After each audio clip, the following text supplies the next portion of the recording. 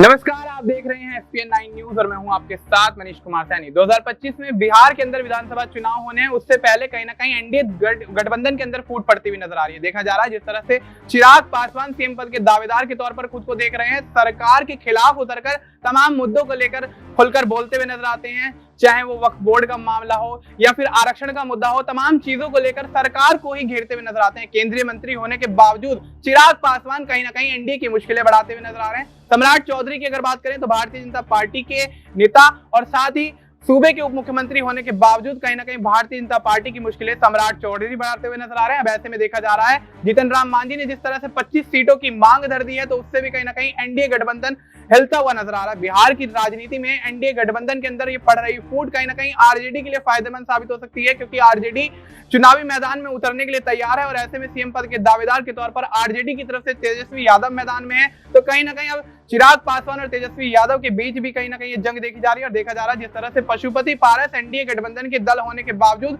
लोकसभा चुनाव में पिछड़ते हुए नजर आए और ऐसे में लोकसभा चुनाव में चिराग पासवान के आगे कहीं ना कहीं पशुपति पारस को देखते हुए एनडीए की तरफ से चिराग पासवान को 5 सीटें बिहार के अंदर दी गई, लेकिन पशुपति पारस को कोई भी यहां पर एनडीए की तरफ से मौका नहीं मिला और ऐसे में अब 243 सीटों पर विधानसभा चुनाव में लड़ने का ऐलान कर चुके हैं पशुपति पारस। अब देखना दिलचस्प होगा 243 सीटों में से कितनी सीटें पशुपति पारस के पाले में आती हुई नजर आएंगी और ऐसे में क्या एनडीए गठबंधन में पड़ रही फूट आने वाले समय में विपक्षी दलों के लिए या यूं कहीं इंडिया गठबंधन के लिए फायदेमंद साबित हो सकती है। बिहार की राजनीति जिस तरह से दिन प्रतिदिन गर्माती जा रही है, तो क्या बिहार विधानसभा चुनाव से पहले ही नीतीश कुमार की सरकार गिरती हुई नजर आएगी और नीतीश कुमार को क्या सीएम पद से इस्तीफा देना पड़ सकता है, क्योंकि देखा जा रहा है जिस तरह से चिराग पासवान और सम्राट चौधरी यहां पर मुश्किलें बढ़ा रहे हैं, कहीं ना कहीं नीतीश कुमार की गद्दी पर अभी से ही खतरा बनता हुआ देखा जा रहा है और ऐसे में नीतीश कुमार ने जिस तरह से अब यहां पर लोकसभा चुनाव में अहम भूमिका निभाई, क्या विधानसभा चुनाव में भी उस तरह से अहम भूमिका निभाते हुए नजर आएंगे और एनडीए गठबंधन क्या उनको सीएम पद के दावेदार के तौर पर बिहार की राजनीति में